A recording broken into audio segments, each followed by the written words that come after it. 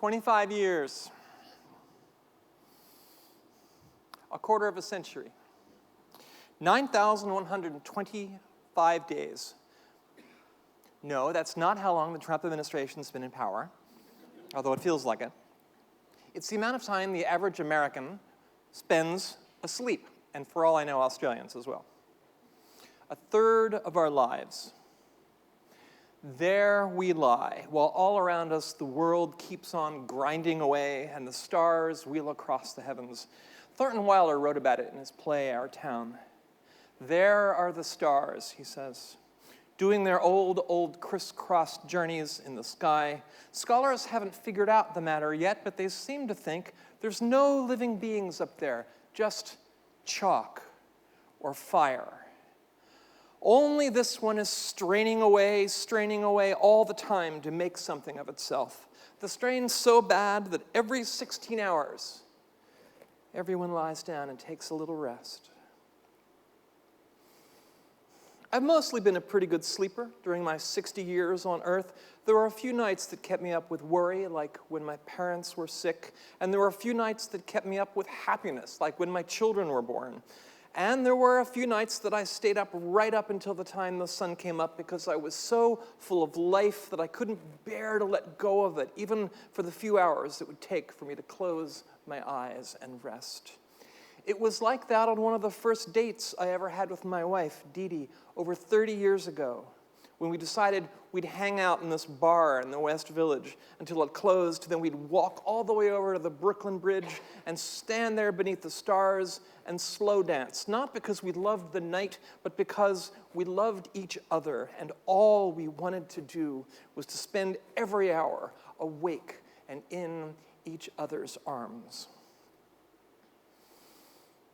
Like I said, I've always been a good sleeper, but when I was young, when I was really young, there were times when I would lie awake at night, sometimes unable to sleep, not because I was so happy, but because the world I lived in just so completely mystified me that I couldn't let go of it at the end of the day. There I would lie with my mind spinning around and around as I wondered, what is this world? Who am I? What's going to happen to me? As a young transgender person, that happened to me a lot. I'd lie there in my boy's body and I'd think, what's wrong with me? Why do I feel the way I feel? Why, since the earliest moment I remember, have I felt like a girl? Sometimes I'd have a conversation with God about this. What do you want from me? I would wonder. Is the mission of my life really going to be to change gender, to do a thing that I know no one else will understand? God, if you were going to give me a superpower, why couldn't it have been something more practical, like, I don't know, X-ray vision or maybe super strength? In June of 1969, I lay in a bunk in Tuscarora Cabin in the Iroquois village of Camp Beckett in Beckett, Massachusetts, a boys' camp that my parents had sent me to in hopes that perhaps a whole summer of playing tetherball and making lanyards out of gimp might make me more like the sons of their friends. Instead, it just made clear to me how different I was from all these other boys, how I would never be among their number. And so I crept out of my bed one night and went outside and stared up at the heavens. That was the moon landing summer, and it was impossible not to look up into the night sky that June without imagining the tiny craft that was just about to sail away from the gravitational pull of Earth, preparing to land on that mysterious world just beyond our reach. I did not know it at the time, but the world in which I lived had changed that month in a bar 150 miles to the south. This, of course, was the Stonewall Inn, where 50 years ago this month, in several nights of protest and violence, queer people fought back against police who raided the bar. Stones and bottles and garbage cans were thrown. The windows of the Stonewall were broken. A parking meter was used as a battering ram. Cops pulled out their nightsticks as protesters formed a kick line, like the Rockettes, and sang to the cops, who threatened them with violence. One woman who was there that night was Marcia P. Johnson. She used to say, the P stands for pay it no mind. In one account of that night, Ms. Johnson stood atop the bar and hurled a shot glass at a mirror on the wall, which shattered as she shouted, "I got my civil rights." She later called it the shot glass heard round the world. Well, that shot glass may have been heard around the world, but it took a long, long time, years in fact, for the sound to reach me. In fact, it had still not reached me 8 years later when, as a first-year student at Wesleyan University in Middletown, Connecticut, I lay on my dormitory bed on a Saturday evening, staring at the ceiling, still wondering, what is this world? What's going to happen to me if I don't stop needing to be female? And so once again, I got out of bed and went for a walk. I remember the winter stars that night shining down Orion and the herdsman at the Northern Crown. Wesleyan had a little concert space called the World Music Hall, where they hosted performances by musicians from around the world, Javanese gamelan orchestras, African drummers, tabla and sitar players from North India. And that night, I stumbled into a concert by a Scottish folk singer named Jean Redpath. She was standing center stage as I came in late, and she was singing this song. My life flows on in endless song, above earth's lamentations. I hear the real, though far off hymn, that hails a new creation. Through all the tumult and the strife, I hear its music ringing. It sounds an echo in my soul. How can I keep from singing? I still remember standing there, hearing that beautiful voice in that beautiful space, the tears rolling down my face. My heart was so clenched up and troubled with the impossibility of what I thought I'd been called upon to do. I'd felt so alone, like I was the only person in the world who'd ever suffered with the thing that was slowly, slowly eating away at me. And yet, in spite of all that, there was this music ringing away. It sounded an echo in my soul. How could I keep from singing? Well, the world kept spinning around and the stars kept whirling over my head at night. On New Year's Eve 2000, I stood by the shores of a cold lake in Belgrade, Maine, with my 6-year-old son in my arms and my wife, Dee Dee, at my side. I had still not spoken aloud the thing that was in my heart, but somehow I knew that time was coming. Maybe in this new millennium, I thought, I might find my courage. Maybe at long last, I might find the courage to the question that always plagued me. What is this world? Finally, a year later, I sat down with my 84-year-old Republican mother to tell her I was transgender. A born-again Christian, an evangelical, a conservative, I was fairly certain that the news that her child was coming out as trans was not going to strike her as the greatest thing that had ever happened to her family. I poured her out about the strongest gin and tonic I'd ever made for anyone. I sat down and I spilled the beans about the thing that had been in my heart since I was a child. I said, Mom, I'm sorry I never told you this before, but I was afraid that if I told you the truth about who I was, that you wouldn't love me anymore. And then I started to cry, and the tears just rolled down my face and hung there at the bottom of my chin. And that's when my 84-year-old mother got up out of her chair and sat down next to me and put her arms around me and said, "I would never turn my back on my child. I will always love you, no matter what." And then she quoted 1 Corinthians, "And now these three remain, faith, hope, and love. But the greatest of these is love." I said, "Okay, Mom, but seriously, when everyone finds out that I'm your daughter now, won't that be an embarrassment? Won't that be kind of like a scandal?" And she said, "Well, quite frankly, yes. But I will adjust." And then she wiped the tears off my face and she said, "Love will prevail."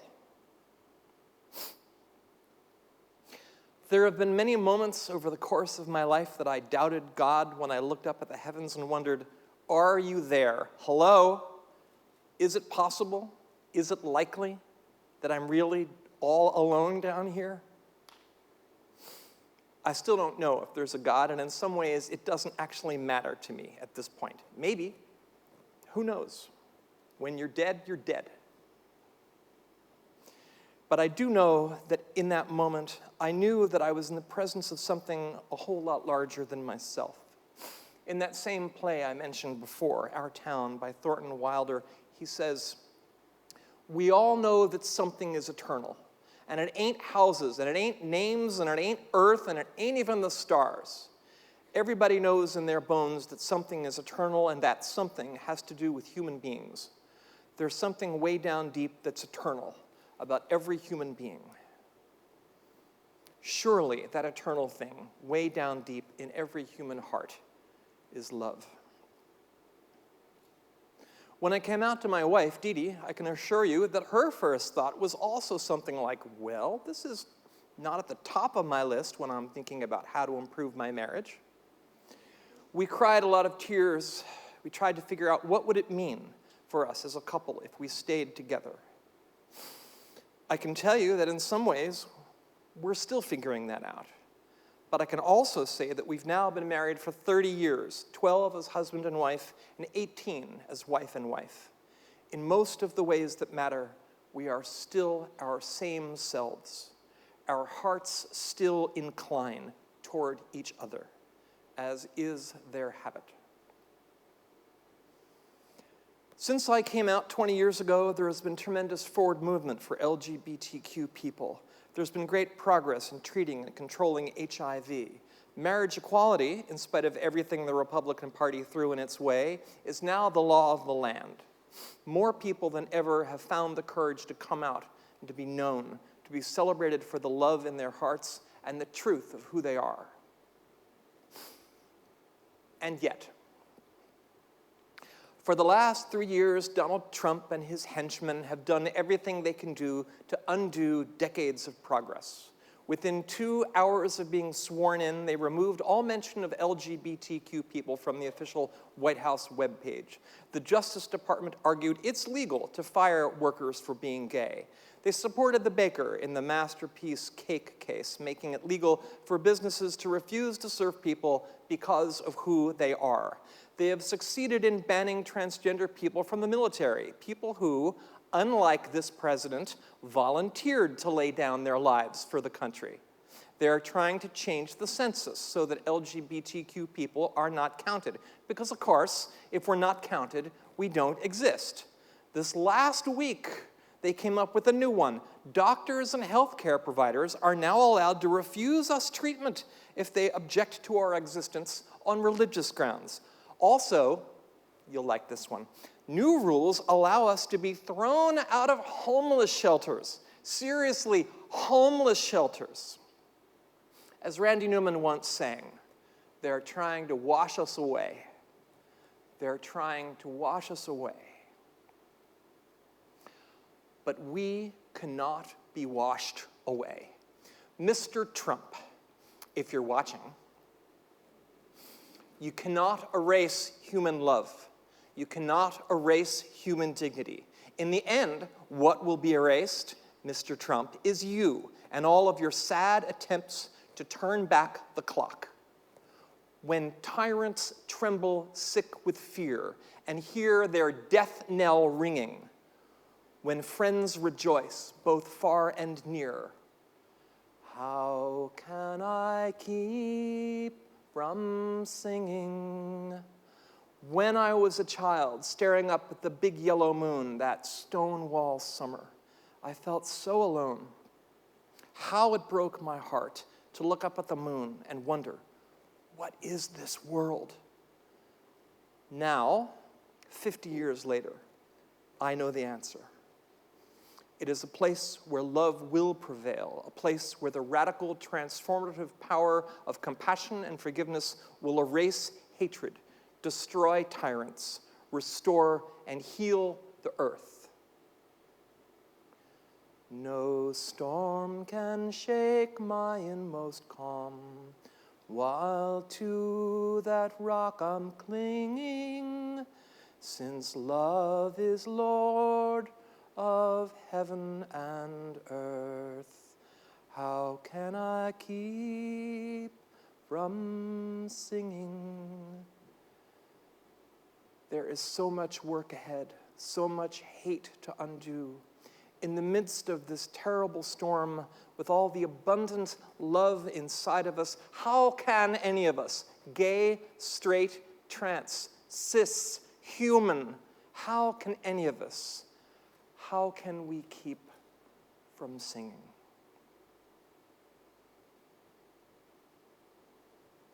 I think that's the end of the sermon. But I think I've got a little time. Oh, stop.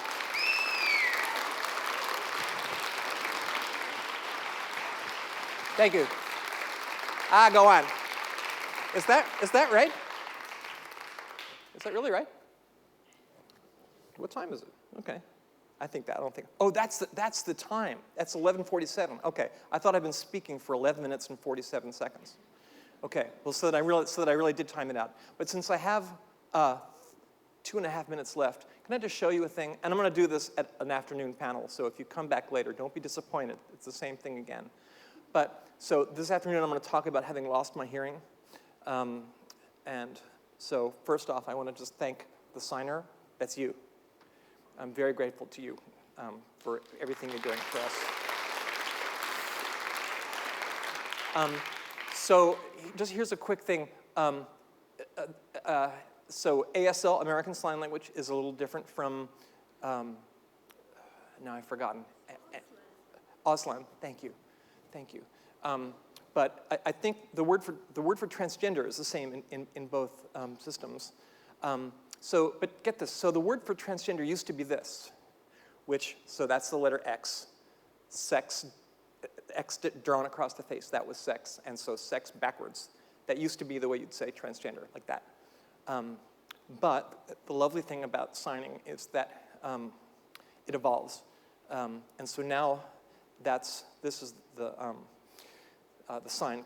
And because there's a flower, and it's trapped in your heart, but it comes out, and as it comes out of the place where it's been hidden, the light shines on it, and the petals open, and now it can go back in your heart, facing the right direction. So, and to me, that's the difference over the last 20 years. When I came out, it was sex backwards, and now I'm certain there's no one in here who has not had, if it's not being trans, has not had something that's in your heart that could not flower because it was trapped inside you. But what do we do in this life, in this world? You let the thing out, and then the sun will shine on it, and the petals will. So everybody, just do this, and then I'll get out of your way. Just make a little thing like this. Put this over your left breast or chest or whatever you got. So now it's going to come out, and it comes out pointed up toward the ceiling, and then open your fingers. See, that's the flower opening. And now close those fingers as it goes back into your heart, facing the right direction. So just a little faster now. Ready? And now, with the speed of sign language, ready? Thank you.